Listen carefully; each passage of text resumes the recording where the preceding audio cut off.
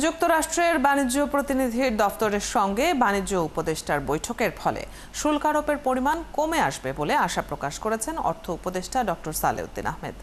আগামীকাল এ বিষয়ে যুক্তরাষ্ট্রে একটি বৈঠক হতে পারে বলেও জানান তিনি। শুল্কের ব্যাপারে এবার 1-to-1 নেগোসিয়েশন হবে বলে জানান অর্থ উপদেষ্টা। সোমবার সরকারি ক্রয় সংক্রান্ত উপদেষ্টা পরিষদ কমিটির সভা শেষে সাংবাদিকদের সাথে আলাপকালে এসব কথা বলেন তিনি।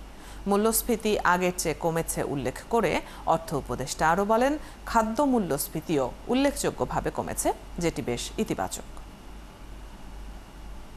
প্রেসিডেন্ট দিয়েছেন, কিন্তু 1-to-1 যখন নেগোসিয়েশনটা ঠিক হবে, চিঠি তো বহু আগে দিয়েছে 37%, এইটা আবার 14টা দেশের জন্য বলেছে একই, কিন্তু 1-to-1 নেগোসিয়েশন হবে, সেজন্যই তো ইউএসটিআর এর সাথে কথা বলা। মিটিংয়ের পর আমরা বুঝতে পারবো, কারণ এই যেটা দিয়েছে সেটা ঠিক অফিসিয়াল তো, এটা ইউএসটিআর এর সাথে যখন আলাপ করবে উনি ম্যান্ডেটে এর আগে 3 দিন আগে কথা বলেছে, কালকের পর আমরা বুঝতে পারছি।